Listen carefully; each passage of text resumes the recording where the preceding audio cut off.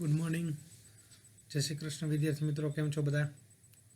આજે આપણે ફરી પાછા આવી ગયા છે. એમાંથી આપણે જોઈએ કે એક્સલન્ટ ઇંગ્લિશની આજે ઇંગ્લિશ ગ્રામર વિડીયો સિરીઝમાં ટેન્સ ટોપિક ઉપર આપણે હવે આગળ વધવા જઈ રહ્યા છીએ. હવે વિદ્યાર્થી મિત્રો, ખાસ કરીને તમે આ ચેનલ છે એને લાઇક, શેર અને સબસ્ક્રાઈબ ન કરી હોય તો ખાસ કરીને લાઇક, શેર અને સબસ્ક્રાઈબ કરી લેજો, કે જેથી કરીને તમને દરેકે દરેક ટોપિકનો વિડીયો છે એ તમને જરૂરથી મળતો રહે. હવે ચેનલનું નામ છે મનોહર કંજારિયા. તમે નાખશો એટલે ચેનલ તમને યુટ્યુબ ઉપર મારી ચેનલ મળી જશે.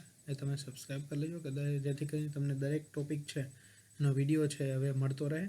હવે ટેન્સ ટોપિક છે એને અલગ અલગ આપણે ટોપિક વાઇઝ ડિવાઈડ કરેલો છે. એમાંથી ટેન્સમાં આપણે ટાઈપ્સ ઓફ સેન્ટેન્સીસ એ શીખવા આપણે જઈ રહ્યા છીએ. રેડી?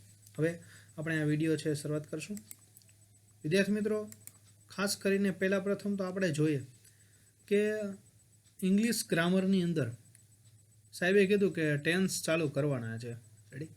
ટેન્સ ચાલુ કરીએ એટલે આપણે પહેલાં પ્રથમ તો આપણી મેન્ટાલિટી એ બંધાઈ જાય છે હવે કે કાળ ચાલુ થશે, વાક્ય રચનાઓ થશે ચાલુ. રેડી? એ જરૂરી છે.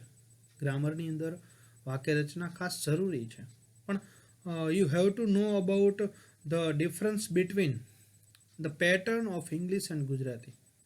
ગુજરાતી અને અંગ્રેજી જે ભાષા છે એની વાક્ય રચના શું છે, અલગતા શું છે, એનામાં ડિફરન્સ શું છે, એ પણ ખાસ તમારે જાણવાની જરૂર છે. એ તમને ખબર હોય તો ખાસ કરીને તમે વ્યવસ્થિત રીતે વાક્યો છે એ બનાવી શકો. આજે આપણે એ જ જોવાના છીએ, અને એના આધારે કેટલાક વાક્યોના પ્રકારો છે આપણે જોવાના છીએ. ખાસ કરીને વાક્ય કઈ રીતે બને છે, એમાં શું કયા કયા વસ્તુની જરૂર પડે છે વાક્ય બનાવવા માટે, આ દરેક વસ્તુની વધારેમાં વધારે જરૂર ખાસ આપણે ધ્યાન રાખવું પડે.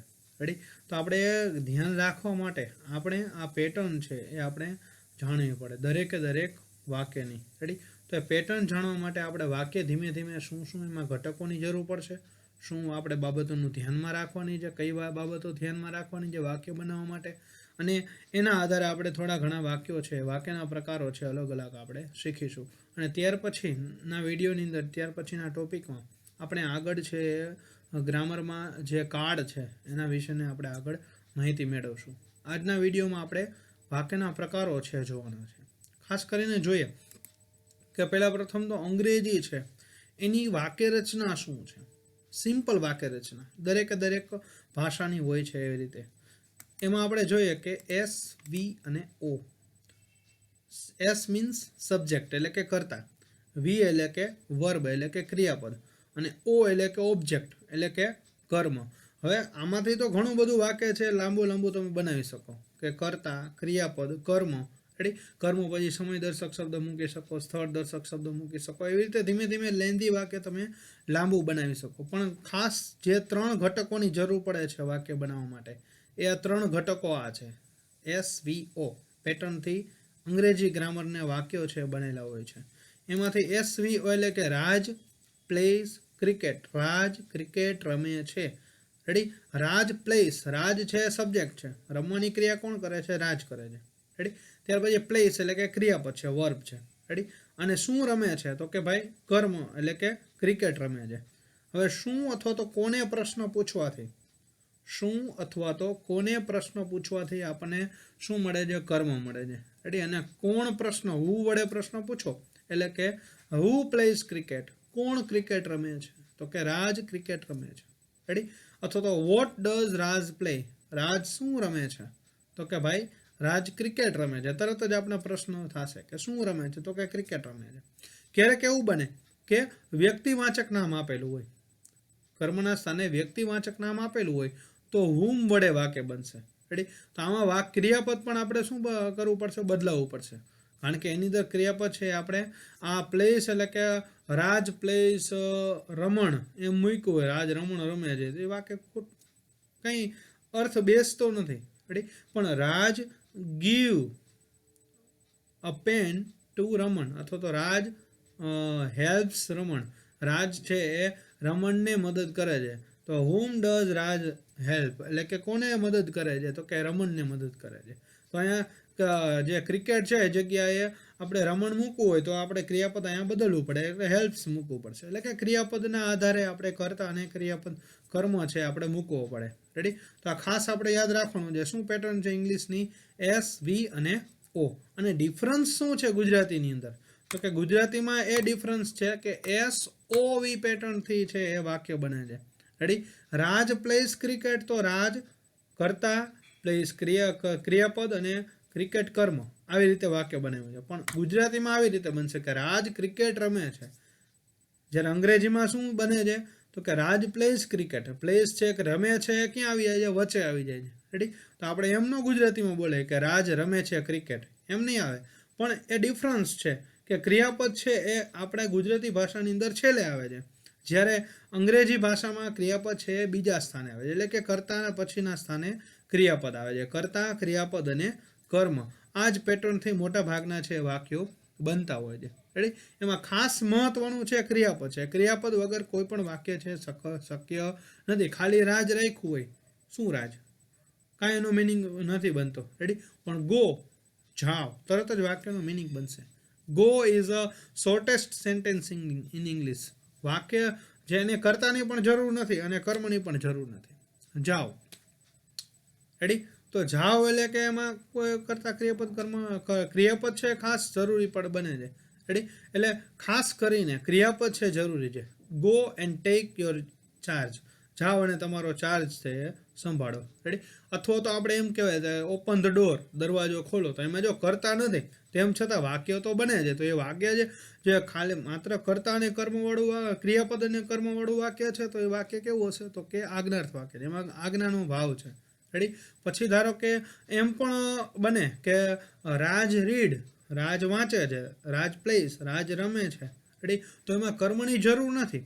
રેડી? તો પણ વાક્ય છે એ શક્ય છે. પણ ક્રિયાપદ વગર કોઈ પણ વાક્ય શક્ય નથી. તો આપણે ખાસ કરીને એ પણ જોવાનું છે કે ફોર્મ્સ ઓફ વર્બ, ક્રિયાપદોના સ્વરૂપો શું છે, એ આપણે અલગથી શીખીશું. પણ આપણે આમાં ખાલી માત્ર આપણે થોડી ઘણી એની માહિતી મેળવીએ. હવે ખાસ કરીને આપણા ગ્રામરની અંદર, અંગ્રેજી ભાષાની અંદર આ બધી વસ્તુ ખાસ પહેલેથી જાણવાની જરૂરી છે. તમને આગળ છે ખૂબ ઉપયોગી બનશે. સામાન્ય બાબતો છે એનું કોઈ ધ્યાન નથી આપતું જ્યારે ગ્રામર શીખવાય છે ત્યારે. રેડી? પણ આ જ વસ્તુ છે એની ધ્યાનમાં ડિફરન્સ નથી ખબર ને વિદ્યાર્થીઓના મનની અંદર. વિદ્યાર્થી મિત્રો, એટલે જ એ ગોટાય છે અંગ્રેજી ભાષાની અંદર. નકર અંગ્રેજી ગ્રામર છે એ ગુજરાતી ગ્રામર કરતાં સૌથી સહેલામાં સહેલું છે. Because you can get it in a very short time. તમે ખૂબ ટૂંકા સમયની અંદર એ મેળવી શકો છો, એ સમજી શકો છો. પણ ગુજરાતી ભાષાની અંદર ઘણા બધા અપવાદો છે. અંગ્રેજી ભાષામાં એટલા અપવાદો છે નથી. સામાન્ય છે તમે ઝડપથી છે એને ગ્રાસ્પ કરી શકો છો અંગ્રેજી ભાષાના જે વ્યાકરણ છે અને ગ્રામરની અંદર. હવે આપણે જોઈએ કે ફોર્મ્સ ઓફ વર્બ, ક્રિયાપદો જે ખાસ જેટલા વધારે ક્રિયાપદોથી તમે પરિચિત હશો એટલું જ તમારું અંગ્રેજી ભાષા છે એ પ્રબળ બનતી જશે. જેટલા વધારે ક્રિયાપદોથી તમે, જેટલા શબ્દો વોકાબ્લરીથી તમે પાવરફુલ હશો, એટલા જ તમને અંગ્રેજી ભાષાની અંદર તમારું પ્રભુત્વ વધતું જશે. રેડી? હવે આપણે ક્રિયાપદોના રૂપો જોઈએ. તો ખાસ કરીને કાળ છે એ ખૂબ મહત્વનો છે. રેડી? કાળના આધારે ક્રિયાપદો છે અમુક ડિવાઈડ થયેલા છે. ક્રિયાપદોના રૂપો જે આમાં આપેલું છે, આમાં કાળ તો માત્ર મેં તમને થોડી ઘણી હિન્ટ માટે આપેલો છે. પછી એના આધારે આપણે ક્રિયાપદ જોઈએ કે ક્રિયાપદના રૂપોની અંદર 5 રૂપો છે. રેડી? એક તો ટુ વાળું રૂપ. રેડી? પછી V1 એટલે કે ક્રિયાપદનું મૂળ રૂપ અથવા તો SKS વાળું રૂપ. પછી V2 ક્રિયાપદનું ભૂતકાળનું રૂપ. V3 ક્રિયાપદનું ભૂતકૃદનનું રૂપ. અને VING એટલે કે ક્રિયાપદનું ING વાળું રૂપ. હવે એમાંથી ખાસ કરીને 2 ક્રિયાપદો એવા છે કે જે નોન એક્શન છે. એમાં કોઈ એક્શન નથી, ક્રિયા નથી. રેડી?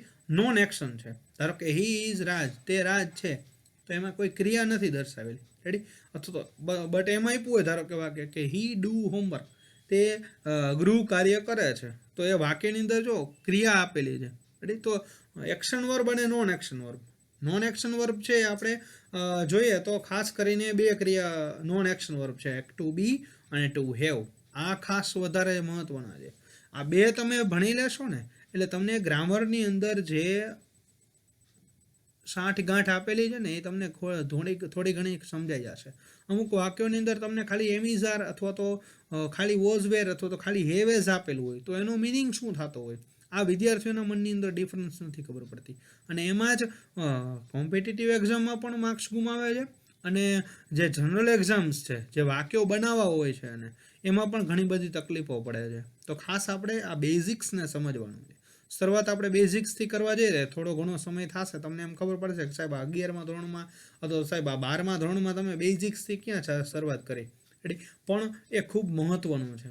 તમને એ સમજાઈ જશે એટલે આગળના ધીમે ધીમે વાક્યો તમે બનાવતા થશો, તમારી પોતાની મેળે નિબંધો પત્રો લખતા થશો. અને આ જ ખૂબ જરૂરી છે. તમે તમારી રીતે લખવાની શરૂઆત કરો એ જ ખૂબ જરૂરી છે. જોઈએ કે ટુ બી છે, ટુ વાળું ક્રિયાપદ. પહેલાં તો રૂટ વર્બ જેને કહેવાય ભાઈ, ટુ વાળું એટલે કે રૂટ વર્બ જેને મૂળ ક્રિયાપદ કહેવામાં આવે છે. રેડી? તો ટુ વાળું ક્રિયાપદ ટુ બી. રેડી? તો ટુ બીનું વર્તમાન કાળનું ક્રિયાપદ શું થાય તો કે એમિઝાર. રેડી? એ સાદો વર્તમાન કાળ જ દર્શાવે છે, ખાલી જો ક્રિયાપદ એમિઝાર આપેલું હોય તો. રેડી? પછી ટુ બીનું ભૂતકાળનું રૂપ તો કે વોઝ વેર. આ જ નથી ખબર પડતી. એટલે કે ટુ બીનું V3 શું થાય તો ઘણા વિદ્યાર્થીઓને ખબર ન હોય, પણ સાહેબ ટુ બીનું V3 શું છે તો બીન થશે. રેડી? જો આના સ્વરૂપો પણ અલગ છે. ટુ બીનું એમિઝાર થયું. રેડી? આમાં વોઝ વેર થયું, પછી બીન થઈ ગયું. અને ટુ બીનું આઈએનજી વાળું રૂપ કેવું તો કે બીઈંગ થાય. રેડી? તો મોટા ભાગે આ ક્રિયાપદો છે આપણને ક્યાં જોવા મળશે? સાદા વર્તમાન કાળમાં જ એમિઝાર જોવા મળશે, અથવા તો વર્તમાન કાળમાં જ જોવા મળશે. સાદા ભૂતકાળમાં જ તમને વોઝવેર જોવા મળે, અથવા તો ખાલી ગમે તે કોઈ પણ ભૂતકાળમાં જોઈએ તો વોઝવેર જોવા મળે, એ વર્તકાળમાં ન જોવા મળે. પૂર્ણ કાળની અંદર જ હંમેશા બીઈંગ વપરાયેલું હશે, ચાલુ કાળમાં જ બીઈંગ વપરાયેલું હશે. તો આ જો ખાસ મહત્વની બાબત છે. ત્યાર પછી ટુ હેવ છે. ટુ હેવનું જો અર્થ શું થાય તો કે ની પાસે હોવું. આપણે ડીપમાં પછી જોશું. રેડી? એનો શું ઉપયોગ છે એ બધી વસ્તુ. પછી એનું ભૂતકાળનું રૂપ હેડ, ભૂતકૃદંત એ પણ હેડ જ થશે, અને આઈએનજી વાળું રૂપ હેવિંગ થશે. ત્યાર પછી એક્શન વર્બ છે. આ ખાસ જોઈએ કે એક્શન વર્બ ઘણા બધા છે. અહીંયા મેં હાલીમાં તમને 3 જ એના ઉદાહરણો આપેલા છે. એમાંથી ટુ ડુ છે, ટુ બી, ટુ હેવ અને ટુ ડુ છે એ સહાયક ક્રિયાપદ તરીકે પણ વપરાય છે કાળની અંદર. આ ખાસ યાદ રાખવા જેવું છે. એ સહાયક ક્રિયાપદ તરીકે પણ વપરાય છે અને મુખ્ય ક્રિયાપદ તરીકે પણ વપરાય છે. પણ જ્યારે સહાયક ક્રિયાપદ તરીકે વપરાયેલું હોય ત્યારે એનો પોતાનો કોઈ અર્થ રહેતો નથી. એ માત્ર કોઈ પણ કાળ માટે વપરાયેલું છે, કાળ દર્શાવતું હોય છે. રેડી? અને મુખ્ય ક્રિયાપદ તરીકે હોય ત્યારે એ પોતાનો અર્થ લઈને કોઈ પણ આવતું હોય છે. રેડી? ત્યાર પછી આપણે ટુ બી, ટુ ડુ અને ટુ હેવ, આ ખાસ 3 જે છે એ સહાયક ક્રિયાપદ તરીકે ઉપયોગ થાય છે. ત્યાર પછીના બધા મુખ્ય ક્રિયાપદ તરીકે જ ઉપયોગ થશે. તો અહીંયા જો ટુ ડુ છે એનું વર્તમાન કાળનું રૂપ શું થશે? ડુ કે ડઝ. એ ક્યાંય ભૂતકાળમાં જોવા મળશે નહીં કે પૂર્ણ કાળમાં નહીં જોવા મળે. ટુ ડુનું ભૂતકાળનું રૂપ તો કે ડીડ, ભૂતકૃદંત તો કે ડન, આઈએનજી વાળું રૂપ તો કે ડુઈંગ. ટુ સ્પેન્ડ છે તો ખર્ચવું અથવા તો પસાર કરવું. રેડી? સમયના અર્થમાં હોય તો પસાર કરવાનો અર્થ આવશે. રેડી? પૈસાના અર્થમાં હોય તો ખર્ચવાના અર્થમાં આવશે. રેડી? સમય ખર્ચવાનો ન હોય, એ પસાર કરવાનો હોય. તો ટુ સ્પેન્ડ છે તો એનું સાદા વર્તમાન કાળમાં જોઈએ તો એનું મૂળ રૂપ અથવા તો એસ કેસ વાળું રૂપ આવે છે, સ્પેન્ડ અથવા તો સ્પેન્ડ્સ. રેડી? ત્યાર પછી સ્પેન્ટ છે, એનું ભૂતકાળનું રૂપ સ્પેન્ટ થાય. અમુક ક્રિયાપદો એવા છે કે જેના 3 રૂપો અલગ અલગ હોય છે. ડુ ડઝ, ડીડ અને ડન 3 અલગ બન્યા, V1, V2, V3. પણ અમુક ક્રિયાપદો છે એનું V2 અને V3 સરખા હોય તો સ્પેન્ડનું સ્પેન્ટ અને સ્પેન્ટ જ રહે છે. રેડી? આઈએનજી વાળું રૂપમાં પાછળ આઈએનજી લગાડવાનું હોય. અમુક એના નિયમો આવે એ આપણે આગળ જોશું ચાલુ કાળની અંદર. કે ભાઈ ટુ ચેક છે તો અમુક ક્રિયાપદોને ઈડી લગાડવાથી આઈએનજી બનતું, ભૂતકૃદંત અથવા તો ભૂતકાળ બનતું હોય. રેડી? ટુ ચેકનું ચેક અથવા તો ચેક્સ વર્તમાન કાળમાં મૂળ રૂપ અથવા તો એસ કેસ વાળું રૂપ આવે. ત્યાર પછી ભૂતકાળ હોય તો ચેકડ અથવા તો ચેકડ, જો બંને સરખા થશે, V2 અને V3, અને ચેકિંગ થશે. તમારે ખાસ કરીને યાદ રાખવાનું છે કે ઇરરેગ્યુલર વર્બ કયા છે, અનિયમિત ક્રિયાપદો કયા છે. નિયમિત ક્રિયાપદો છે ઈડી અથવા તો ડી લગાડવાથી બનતા હોય, પણ અનિયમિત ક્રિયાપદો છે એ ખાસ તમારે ઓળખવાના છે. અનિયમિત ક્રિયાપદોને વાંચવાના છે, તૈયાર કરવાના છે, તો જ તમને એ યાદ રહેશે. એટલે ખાસ કરીને ક્રિયાપદો છે એ ખૂબ મહત્વના છે. હવે જોઈએ આપણે વાક્યના પ્રકાર, એટલે કે ડિક્લેરેટિવ સેન્ટેન્સ. પહેલું વાક્યનો પ્રકાર છે ડિક્લેરેટિવ સેન્ટેન્સ. હવે ડિક્લેરેટિવ સેન્ટેન્સ છે એ કર્તા, ક્રિયાપદ અને કર્મના આધારે બનતો હોય. કોઈ પણ વાક્ય વિધાન છે એ રજૂ કરતો હોય. ડિક્લેરેટિવ સેન્ટેન્સમાં 2 બાબતો હોય, એક તો હકાર વાક્ય અને નકાર વાક્ય. હકાર વિધાન પણ કહી શકાય અને નકાર વિધાન પણ કહી શકાય. રેડી? હું જાઉં છું તો એ વિધાન વાક્ય છે. રેડી? તો આમાં આપ્યું છે ડિક્લેરેટિવ સેન્ટેન્સના કેટલાક. હી સિંગ્સ અ સોંગ, તે ગીત ગાય છે. ભૂતકાળમાં જોઈએ તો હી સેંગ અ સોંગ, તેણે એ ગીત ગાયું હતું, તો ભૂતકાળ થઈ ગયું. He might Singh a song, તે કદાચ ગીત ગાશે. જો અહીંયા મોડલ વાળું વાક્ય બન્યું. રેડી? હેલ્પિંગ નો ઉપયોગ થયો ભવિષ્યની અંદર. ત્યાર પછી he is singing a song, તે ગીત ગાઈ રહ્યો છે. ચાલુ વર્તમાન કાળ બન્યું. He was singing a song. જો આમાં ખાલી માત્ર ક્રિયાપદ બદલવાથી કાળના જે ઉદાહરણો છે એના અર્થ છે એ બદલી જાય. He was singing a song, તે ગીત ગાઈ રહ્યો હતો. તો હી પછી ક્રિયાપદ વોઝ સિંગિંગ અને કર્મ એટલે કે અ સોંગ, તે એક ગીત ગાઈ રહ્યો હતો. આવી રીતે કરતા ક્રિયાપદ અને કર્મની વાક્ય રચના બનશે. પછી he will be singing a song, તે ગીત ગાશે, ગાઈ રહ્યો હશે. સોરી. પછી હી હેઝ સંગ અ સોંગ, તેણે ગીત ગાયું છે. હી હેડ સંગ અ સોંગ, તેણે ગીત ગાયું હતું. ગાયું હતું ભૂતકાળની અંદર. દૂરના ભૂતકાળ માટે. હી વિલ હેવ સંગ અ સોંગ, તેણે ગીત ગાયું હશે. He has been singing a song, તેણે ગીત ગાઈ રહ્યો છે. ગાઈ રહ્યો છે, હજી ગાય જ છે ટૂંકમાં. પછી હી હેડ બીન સિંગિંગ અ સોંગ, તેણે ગીત ગાઈ રહ્યો હતો. તે એ સમયગાળામાંની અંદર સમયગાળો દર્શાવે છે. ચાલુ પૂર્ણ વર્તમાન કાળ. અમુક કાળ છે દર્શાવ્યા છે વાક્યની અંદર. જો ક્રિયાપદ એક જ છે સિંગ, પણ એના અલગ અલગ કાળની અંદર એના સ્વરૂપો પણ બદલાય છે, વાક્ય રચનાઓ પણ બદલાય છે. He will have been singing a song, તે ગીત ગાઈ રહ્યો હશે. એ સમય દરમિયાન ગાઈ રહ્યો હશે. ગાઈ રહ્યો છે, ગાઈ રહ્યો હતો અને ગાઈ રહ્યો હશે. ભવિષ્યકાળની અંદર. ત્યાર પછી હી ઇઝ અ ટીચર. આ પણ એક વિધાન વાક્ય છે. તે એક શિક્ષક છે. અથવા તો હી હેઝ ન્યૂ કાર, તેની પાસે નવી ગાડી છે. હી હેઝ અ ટીચર, તેની પાસે એક શિક્ષક છે. પણ he is a new car એમ ન કહી શકાય, કારણ કે હી છે કોઈ પણ વ્યક્તિને દર્શાવે છે. તો વ્યક્તિ કોઈ ગાડી નથી, તે એને ઓળખ આપે છે. એમિઝાર છે એનો ઓળખ આપવા માટે ઉપયોગ થાય છે. જ્યારે હેવેસ છે કોઈની માલિકી દર્શાવવા માટે ઉપયોગ થાય છે. ખાસ યાદ રાખવા જેવી બાબત છે આ બે વચ્ચે, એમિઝાર અને હેવેસ. એમાં જ ગોટાળો કરે છે વિદ્યાર્થીઓ છે. ત્યાર પછી આપણે નકાર વાક્ય હોય તો હેલ્પિંગ વર્બની વચ્ચે નોટ આવી જાય અને મેઇન વર્બ આવે. માત્ર ક્રિયાપદ છે એમાં ચેન્જીસ આવે. તો આમાં આપ્યું છે કે he does not sing a song, પેલું વાક્ય છે એનું નકાર કર્યું છે કે તે ગીત ગાતો નથી. He can not sing a song, તે ગીત ગાઈ શકતો નથી. જો કેન આવ્યું છે અહીંયા, ડીડ હોત તો તેણે ગીત ગાયું ન હતું, ભૂતકાળ થઈ જશે. ત્યાર પછી he will not sing a song, તે ગીત ગાશે નહીં. નકાર વાક્ય છે. પછી he is not singing a song, he was not singing a song, તે ગીત ગાઈ રહ્યો ન હતો. He will not be singing a song, તે ગીત ગાઈ રહ્યો ન હશે. હી હેઝ નોટ સંગ અ સોંગ, તેણે ગીત ગાયું નથી. હી હેડ નોટ સંગ અ સોંગ, તેણે ગીત ગાયું ન હતું. પછી હી વિલ નોટ હેવ સંગ અ સોંગ, તેણે ગીત ગાયું ન હશે. He has not been singing a song, તે ગીત ગાઈ રહ્યો નથી. He had not been singing a song, તે ગીત ગાઈ રહ્યો નહીં હશે. Sorry, he had not been singing a song એટલે કે તે ગીત ગાઈ રહ્યો ન હતો. પૂર્ણ ભૂતકાળ છે, ચાલુ પૂર્ણ ભૂતકાળનું વાક્ય આપેલું છે. ત્યાર પછી he will not have been singing a song, તે ગીત ગાઈ રહ્યો ન હશે.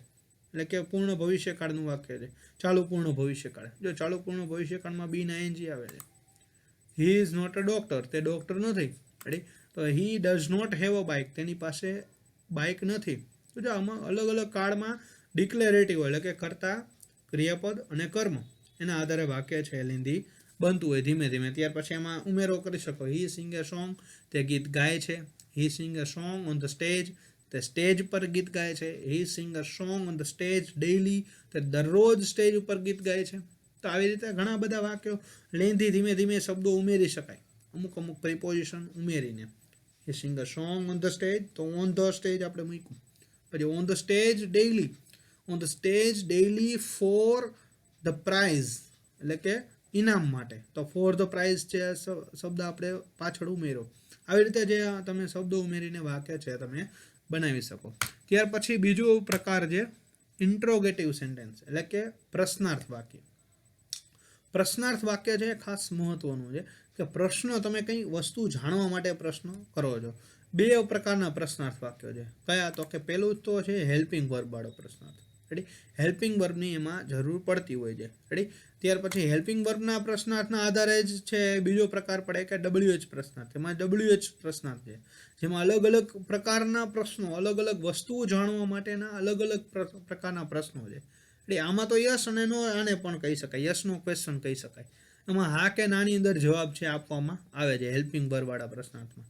જેમાં આપ્યું છે કે does he sing a song, શું તે ગીત ગાય છે? Did he sing a song, શું તેણે ગીત ગાયું હતું? Will he sing a song, તે ગીત ગાશે? Is he singing a song, શું તે ગીત ગાઈ રહ્યો છે? Was he singing a song, શું તે ગીત ગાઈ રહ્યો હતો? Will he be singing a song, શું તે ગીત ગાઈ રહ્યો હશે? હેઝ હી સંગ અ સોંગ, શું તેણે ગીત ગાયું છે? હેડ હી સંગ અ સોંગ, શું તેણે ગીત ગાયું હતું? Will he have sing a song, શું તેણે ગીત ગાયું હશે? Has he been singing a song, શું તે ગીત ગાઈ રહ્યો હશે? હેડ હી બીન સિંગિંગ અ સોંગ, શું તે ગીત ગાઈ રહ્યો હતો? ગાઈ રહ્યો છે, ગાઈ રહ્યો હતો અને ગાઈ રહ્યો હશે. Will he have been singing a song. જો અમુક પ્રકારની પેટર્ન છે કે આગળ શું છે તો કે હેલ્પિંગ વર્બ જ છે કે ડુ, ડઝ અથવા તો did, will, is, was, will, has, had, will. અલગ અલગ કાળ પ્રમાણેના ક્રિયાપદો છે હેલ્પિંગ વર્બ આપેલા છે. રેડી. પછી આમાં સામાન્ય એવું પણ બને કે હી અ ટીચર, શું તે શિક્ષક છે? Do you have a car, શું તમારી પાસે ગાડી છે? આ માલિકી જાણવા માટે વપરાય છે. Yes I have a car, no I have not car, મારી પાસે no I don't have car. તો એમાં વાક્ય નકારે બનશે કે મારી પાસે ગાડી નથી. રેડી. તો અમુક WH પ્રશ્નાર્થ બને. WHમાં WH પછી હેલ્પિંગ, કરતા અને મેઇન વર્બ આવતો હોય. આ પ્રકારની પેટર્ન બનશે. રેડી. આ એક ખાસ માત્ર ખાલી આપણે જાણવા માટે કે કયા પ્રકારના વાક્યો છે. રેડી. આમાં આપણને બીજું કંઈ કાર્ડ નથી સમજવાના, પણ આપણે ખાસ કરીને વાક્યો છે જોવાના છે, એની પેટર્ન ઓળખવાની છે, કયા કયા પ્રકારના વાક્યો હોઈ શકે. રેડી. આપણે આગળ વિધાન જોયું તો વિધાન વાક્યમાં હકાર અને નકાર વાક્યનો સમાવેશ થાય છે, એટલે આપણે જાણકારી મેળવવાની છે. વાક્ય કેમ બન્યું તો કે કર્તા, ક્રિયાપદ અને કર્મ એનું ખાસ મહત્વ હતું. એમાં કાળના આધારે વાક્યમાં વાક્ય રચનાનો ફેર પડતો હતો. ત્યાર પછી પ્રશ્નાર્થ વાક્ય જોયું. પ્રશ્નાર્થ વાક્યમાં હેલ્પિંગ વર્બ આપણે જોયા, યસનો ક્વેશ્ચન આપણે જેમાં આપવાના છે. ત્યાર પછી આપણે જોઈએ WH પ્રશ્નાર્થ. તો એમાં કોઈ જો વ્યક્તિ વિશે જાણવું હોય તો હુ સિંગ અ સોંગ, કર્તા વિશે જાણવું હોય તો હુ વડે પ્રશ્ન બને કે કોણ ગીત ગાય છે? વોટ ડઝ હી સિંગ, તે શું ગાય છે? તો કર્મ જાણવા મળે છે. When did he sing a song, તે ક્યારે ગીત ગાયું હતું? તો એ જો સમય જાણવા મળ્યો. Where is he singing a song, તે ગીત ક્યાં ગાઈ રહ્યો છે? તો અહીંયા શું જાણવા મળ્યું? ક્યાં એટલે કે સ્થળ જાણવા મળે. પછી whom did he give a book, તેણે કોને બુક આપી? જો કર્મના સ્થાને વ્યક્તિવાચક નામ છે જાણવા માટે વપરાય છે. પછી why did he sing a song, તે ગીત શા માટે ગાય છે? તો કે ફોર પ્રાઇઝ, ઇનામ માટે. તો એમાં આમાં આપેલું છે કે વાય એટલે કે કારણ જાણવા માટે વપરાય.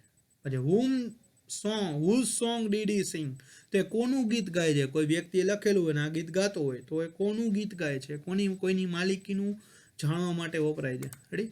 પછી વિચ સોંગ ડીડ હી સિંગ, પસંદગી જાણવા માટે, કયું ગીત ગાય છે એમાં પસંદગી જાણવા મળે છે. ત્યાર પછી how do you sing a song, તમે કઈ રીતે ગીત ગાઓ છો? તો રીત જાણવા માટે હાઉ વડે પ્રશ્ન બને. પછી ગીતની સંખ્યા જાણવા માટે how many song did you sing, તમે કેટલા ગીત ગાઓ છો? રેડી. અથવા તો how much time do you sing a song, કેટલો સમય જાણવા માટે. જો હાઉ મચ ટાઈમ, તમે કેટલો સમય છે એ ગીત ગાઓ છો? તો ટાઈમ છે ને ગણી નથી શકાતો એટલે મચ વડે પ્રશ્ન બનશે. જ્યારે સોંગ ગીતોની સંખ્યા ગણી શકાય એટલે મેની વડે પ્રશ્ન બનશે. રેડી. પછી how far is Rajkot from Ahmedabad, Rajkot છે અમદાવાદથી કેટલું દૂર છે? તો અંતર જાણવા મળે છે. How old is your father, તમારા પિતા કેટલા જૂના છે ને કેટલા વૃદ્ધ છે, અથવા તો કેટલી વયના છે, વય જાણવા માટે વપરાય છે. પછી how long will you stay, તમે કેટલો સમય રોકાશો? તો અહીંયા જો સમય ગાળો છે જાણવા મળે છે, કેટલો સમય રોકાવાનો છે. આવી રીતે બે પ્રકારના પ્રશ્ન, એક તો હેલ્પિંગ વર્બ વાળા પ્રશ્નાર્થ અને એક તો WH વાળા પ્રશ્નાર્થ. આ પ્રશ્નાર્થ વાક્યનો પ્રકાર છે. ત્યાર પછી આપણે જોઈએ કે ઇમ્પેરેટિવ સેન્ટેન્સ. ઇમ્પેરેટિવ સેન્ટેન્સનો અર્થ થશે આજ્ઞાર્થ વાક્ય. હવે મોટા ભાગે વિદ્યાર્થીઓ મિત્રો આપણે ખાસ કરીને આજ્ઞાર્થ વાક્યમાં ભૂલ કરતા હોય છે ઓળખવાની અંદર. આજ્ઞાર્થ વાક્યની ઓળખ શું છે? તો કે ક્રિયાપદ રેડી, મુખ્ય ક્રિયાપદથી શરૂઆત થાય છે. રેડી, મુખ્ય ક્રિયાપદ, કર્મ અને અન્ય શબ્દો. વાક્યની શરૂઆત હંમેશા મુખ્ય ક્રિયાપદથી થાય છે. રેડી, ઉમાં છે એ સહાયક ક્રિયાપદ હતું. જો આની અંદર શું છે, મુખ્ય ક્રિયાપદ છે. પ્રશ્નાર્થમાં અને આજ્ઞાર્થમાં બંને વચ્ચેનો ડિફરન્સ ખાસ યાદ રાખવાનો. રેડી, ત્યાર પછી જોઈએ કે રન ફાસ્ટ, ઝડપથી દોડો. ઓપન ધ ડોર, દરવાજો ખોલો. લેટ મી સ્પીક, મને બોલવા દો. ત્યાર પછી એવું છે કે લેટ્સ પ્લે ક્રિકેટ, ચાલો ક્રિકેટ રમીએ. એમાં જો આ પણ આજ્ઞાર્થ વાક્ય જ છે. ત્યાર પછી જોઈએ કે સ્પીક લાઉડલી, મોટેથી બોલો, તો આ પણ એક આજ્ઞા છે. તો પછી ડ્રો ધીસ પિક્ચર, આ ચિત્ર દોરો, તો એ પણ એક પ્રકારની એક આજ્ઞા જ છે. એટલે પછી કીપ સાયલેન્સ, એટલે કે શાંતિ રાખો. અથવા તો ફાઇટ બ્રેવલી, આ પ્રકાર કેવો છે, તો કે આજ્ઞા દર્શાવે છે અલગ અલગ પ્રકારની. સલાહ આપવા માટે વપરાય, ઓર્ડર કરે, આદેશ આપે. રેડી, અથવા તો કોઈને અમુક પ્રકારની ટિપ્સ આપવા માટે પણ આપણે આનો ઉપયોગ કરીએ છીએ કે draw this picture like this, આવી રીતે આ ચિત્ર છે દોરો. રેડી, આપણે સલાહ આપીએ છીએ, ટિપ્સ આપીએ છીએ. ત્યાર પછી જોઈએ કે don't park your car here, સૂચના આપવા માટે પણ વપરાય. તમારી ગાડી અહીં પાર્ક ન કરો. ઘણી બધી અમુક જગ્યાએ લખ્યું હોય કે અહીંયા ગાડી પાર્ક કરવી નહીં. રેડી, તો આવા પ્રકારનું આપણે આજ્ઞા ત્યાં ઉપયોગ કરી શકીએ, કોઈ નોટિસ બોર્ડ ઉપર, સાઇન બોર્ડ ઉપર તમે લગાડવા માટે. એટલે ડોન્ટ સ્મોક, ધૂમ્રપાન ન કરો. રેડી, સૂચન કરે છે, કોઈ પણ જગ્યાએ સૂચન આપવા માટે વપરાય છે. પછી એક્સક્લેમેટરી સેન્ટેન્સ, ચોથો પ્રકાર છે ઉદ્ગાર વાક્ય. રેડી, હવે ઉદ્ગાર વાક્ય છે ને અમુક પ્રકારના વાક્ય રચના છે કે ઉદ્ગાર વાક્ય મોટા ભાગે બે પ્રકારના ઉદ્ગાર વાક્ય છે. એક વોટવાળા ઉદ્ગાર વાક્ય અને એક હાવવાળા ઉદ્ગાર વાક્ય. Ready, what a beautiful dress it is, આ ડ્રેસ કેટલો સુંદર છે. Ready, how wow, how nice song you sing, તમે કેવું સુંદર ગીત ગાયું. રેડી, કેવું સુંદર ગીત ગાયું. વોટ એન આઈડિયા, શું વિચાર છે, શું સુંદર વિચાર છે. What an idea. What a grand scene that was, તે દ્રશ્ય કેટલું ભવ્ય હતું. Grand scene, what a grand scene. આપણે કોઈનું વખાણ કરવા માટે ઉપયોગ થતો હોય, દુઃખ વ્યક્ત કરવા માટે. જો અલગ અલગ દુઃખો છે, અલગ અલગ ઉદ્ગાર આપણા નીકળ્યા હોતા. હુર્રે, હા, હો, હુર્રે, હી હેડ વોન ધ મેચ, તે મેચ છે જીતી ગયો. તો આવા ઉદ્ગારો છે એ ઉદ્ગાર વાક્ય વડે બનતા હોય. એમાં વિધાન વાક્ય અથવા તો પ્રશ્નાર્થ વડે અથવા તો આજ્ઞાર્થ વડે વાક્ય છે એ બનતું ન હોય, તો એના માટે ઉદ્ગારની વાક્ય રચના આપેલી છે. રેડી, અથવા તો હાઉ અગલી યુ આર, તમે કેટલા કદરૂપા છો. તો કોઈને અણગમોનો ભાવ હોય તો એના આ ઉદ્ગાર વાક્ય વડે વ્યક્ત કરી શકાય. રેડી, તો આપણા અલગ અલગ ભાવ છે એ પણ વાક્યની અંદર વણાયેલા હોય છે. ક્યારેક ઇન્ટરજેક્શન ઉદ્ગારવાચક શબ્દ વડે પણ બનતું હોય, આપણે જાણીશું વાક્યના પ્રકારની અંદર. ત્યાર પછી જોઈએ કે એલાસ, આઈ હેવ લોસ્ટ એવરીથિંગ, અરે રે, મેં બધું ગુમાવી દીધું. એલાસ એ દુઃખ વ્યક્ત કરતો ઇન્ટરજેક્શન છે. રેડી, અથવા તો હુર્રા, આનંદ વ્યક્ત કરતો ઇન્ટરજેક્શન છે. Hurrah, we have won the match. અમુક પ્રકારના આપણામાંથી ઉદ્ગારો નીકળી જતા હોય. રેડી, તો એ ઉદ્ગાર આમાં જો વાક્ય વિધાન છે પણ એની સાથે એક ઉદ્ગાર દર્શક શબ્દ આપેલો છે. આવી રીતે બે પ્રકારના ઉદ્ગાર વાક્ય બને, ત્રણ પ્રકારના, એક વોટવાળું, હાવવાળું અને ત્રીજું એટલે કે ઇન્ટરજેક્શન વાળા શબ્દો છે એના વડે વાક્ય બનતું હોય એમ. ત્યાર પછી જોઈએ પાંચમો પ્રકાર ઓપ્ટેટિવ સેન્ટેન્સ, એટલે કે શુભેચ્છા દર્શક વાક્ય. હવે ખાસ કરીને શુભેચ્છા દર્શક વાક્ય છે એને ખાસ આપણે ઓળખવાનું. જો મે યુ લીવ લોંગ, તમે લાંબુ જીવન જીવો, અથવા તો મે ગોડ બ્લેસ યુ, ભગવાન તમારું ભલું કરે. આપણે કોઈને આશીર્વાદ માટે વપરાય. પછી good morning, good night, good evening આપણે કહીએ છીએ, શુભેચ્છા પાઠવીએ છીએ સવારમાં. ત્યાર પછી કોંગ્રેચ્યુલેશન, કોઈને અભિનંદન પાઠવવો હોય તો આપણે વિધાન વાક્યમાં એમ ન કરી શકાય હી કોંગ્રેચ્યુલેટેડ હિમ, તેને શુભેચ્છા પાઠવી, તો એમાં કોઈ શુભેચ્છા પાઠવી ન કહેવાય. પણ congratulation for your better future, તમારા સારા ભવિષ્ય માટે તમને અભિનંદન. રેડી, તો યુ આર કોંગ્રેચ્યુલેટેડ એમ લખવું પડે. તમને અભિનંદન પાઠવવામાં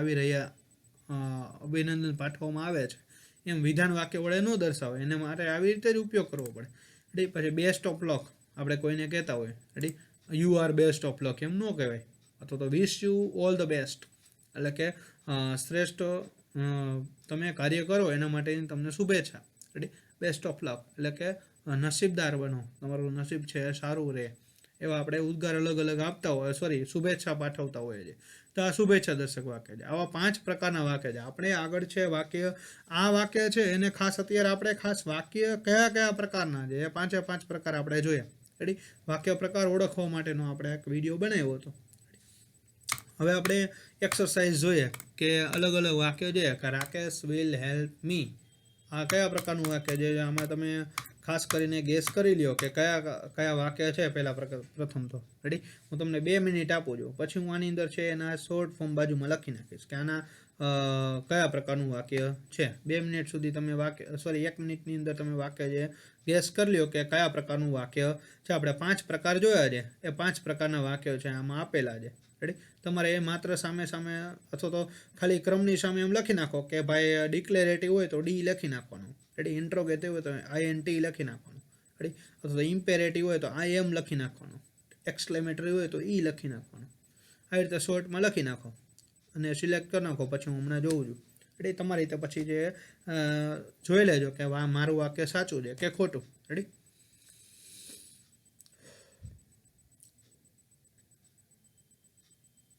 સાહેબે ચાલુ કર્યું છે કે સામાન્ય આવું તો સાહેબ ખબર જ હોય ને, પણ ઘણા વિદ્યાર્થી મિત્રોને એવી પણ નથી ખબર પડતી કે કયા કયા પ્રકારનું વાક્ય હોય છે.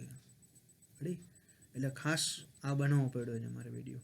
પણ ખાસ તમે ભલે જનરલ તમને ખબર છે તેમ છતાં વિડીયો જોઈ નાખો તો એ તમને ઉપયોગમાં આવશે. ક્યારેક એવું બનશે કે ભાઈ આ વાક્ય ઓળખવામાં મને મદદરૂપ થયું સાહેબ, આ વાક્ય છે મને ખબર પડી કે આ વાક્ય છે એ WH વાળું છે, આ હેલ્પિંગ વાળું છે, પ્રશ્નાર્થ વાક્ય.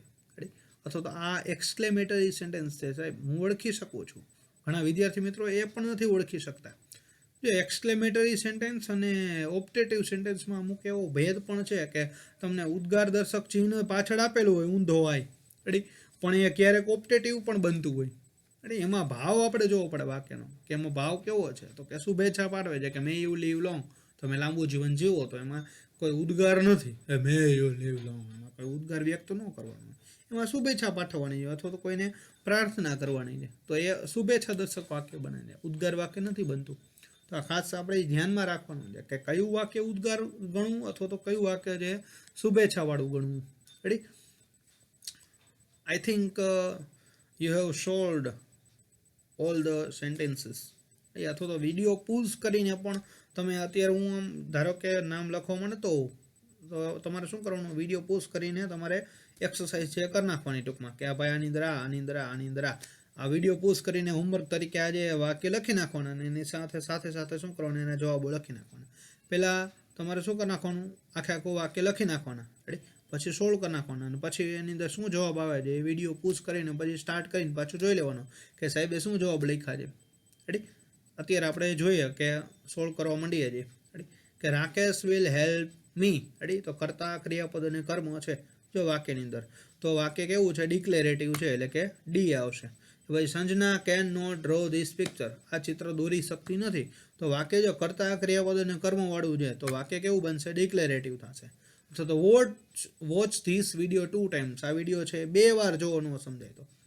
તો વાક્યમાં જો ક્રિયાપદ, કર્મ અને અન્ય શબ્દો આપેલો છે, એટલે કે વાક્યની શરૂઆત મુખ્ય ક્રિયાપદથી થઈ છે તો વાક્ય કેવું બનતું હોય, વોચ ધીસ વિડીયો, આ વિડીયો જુઓ, તો આજ્ઞા આપી છે તો ઇમ્પેરેટિવ આવશે, IM. રેડી, પછી વેન વિલ યુ કમ, તો WH વાળું પ્રશ્ન, જો પાછળ પ્રશ્ન ચિહ્ન પણ છે એટલે કે પ્રશ્ન ઇન્ટ્રોગેટિવ છે, INT. પછી મે you pass this exam with distinction, શ્રેષ્ઠતા સાથે આ પરીક્ષા પાસ કરો એવી મારી શુભેચ્છા છે. જો મે યુ પાસ, તમે પાસ કરો. જો મેથી વાક્ય બન્યું છે, હેલ્પિંગ છે, પણ પાછળ પ્રશ્ન ચિહ્ન નથી, ઉદ્ગાર ચિહ્ન આપેલું છે, પણ વાક્યમાં કોઈને આશીર્વાદ આપવા માટેની વાત થઈ છે. રેડી, શુભેચ્છા પાઠવવાની, તો ઓપ્ટેટિવ છે, O આવશે, OP. પછી વોટ અ સરપ્રાઇઝિંગ મૂવી છલાંગ ઇઝ, છલાંગ કેવું છે, કેવું ઇન્સ્પાયરિંગ એટલે કે પ્રેરણા આપતું મૂવી છે. છલાંગ છે સ્પેશિયલી ફોર ટીચર્સ, શિક્ષકો માટેનું મૂવી છે. તમે જોઈ શકો છો, તમારે પણ જોવું હોય તો વિદ્યાર્થી પણ જોઈ શકે છે. રેડી, પણ એના વચ્ચેનો શિક્ષકો અને વિદ્યાર્થીઓ વચ્ચેનો જે સંબંધ છે એ સંબંધને શું છે, સંબંધ એ દર્શાવતું મૂવી છે. ખૂબ સરસ મૂવી છે, જોઈ શકાય. આ વાક્ય જો ઉદ્ગાર ચિહ્ન છે, વોટવાળું ઉદ્ગાર છે, વોટ પ્લસ A પ્લસ વિશેષણ પ્લસ જો આમાં નાઉન આપેલું છે તો વાક્ય જે ઉદ્ગાર પૂરેપૂરું ઉદ્ગાર વાક્ય છે એટલે કે ઈ આવશે, એક્સક્લેમેટરી. પછી કેન યુ હેલ્પ મી, ચોખ્ખું પ્રશ્નાર્થ છે, INT. પછી run this race like a real life race, એટલે કે એક વાસ્તવિક જીવનની રેસની જેમ આ રેસ છે, દોડો. રેડી, તો એમાં શુભેચ્છા છે પાઠવેલી છે. રેડી. પણ વાક્ય છે એ એક્સક્લેમેટરી આમાં મેં આપેલું છે. જો run this race like a real life race, આવી રીતે પણ ક્યારેક ઉદ્ગાર વાક્ય છે આપેલું હોય તમને, તો સામાન્ય ઉદ્ગાર છે.